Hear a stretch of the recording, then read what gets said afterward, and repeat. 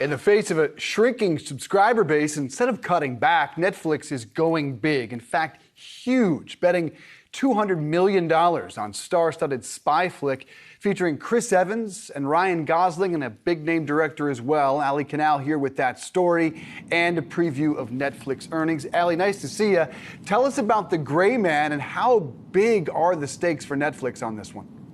Well, as you said, Dave, Netflix is betting really big on this film for good reason. You mentioned some of that A-list cast, Ryan Gosling, Chris Evans, Ana de Armas. But the marketing around this film has been huge. TV ad spots, billboards in major cities. And it's an interesting strategy for Netflix. Normally, the platform relies on word of mouth. They don't heavily market specific titles. So this is an experiment in a lot of ways. And I think it speaks to Netflix reevaluating who they are as a streaming platform.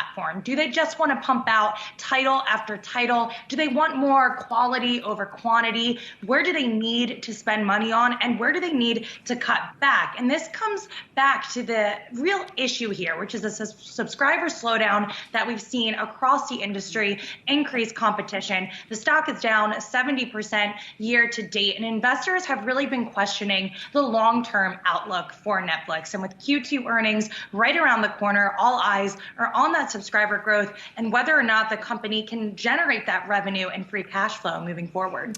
Well, yeah, Allie, that is the big question. You mentioned the fact that shares are off about 70% since the start of the year. They're already expecting to lose 2 million subs in the latest quarter. That was at least what they were forecasting.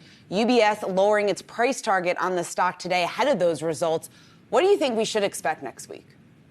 Well, analysts and investors are really bracing for impact. UBS has a neutral rating on the stock. The bank says it does expect subscribers to track in line with that loss of 2 million users. Price increases are largely to blame with this, along with data that underscores a drop in app downloads. But another thing to watch here will be foreign exchange pressures. Both UBS and Bank of America specifically called this out, saying foreign exchange is a big weak spot for the company as the dollar remains incredibly strong relative to other types of currencies.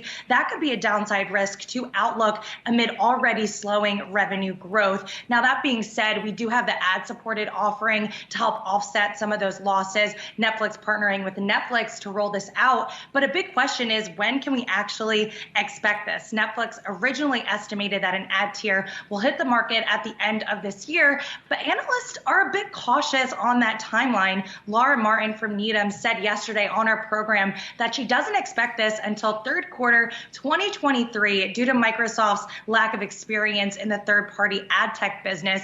And I don't think that potential delay is priced into the stock right now. Investors want ad revenue to come to Netflix fast and furious, especially as recession fears loom. So it's really a show me story for Netflix at this point. But general consensus is that investors will be disappointed next week. Yeah, so many thought you just flipped the switch and you have ad-supported content, but they don't have the infrastructure for it. To your point, going to take a while. Look forward to hearing from you next week on those earnings. Allie Canal, have a good weekend. Thanks.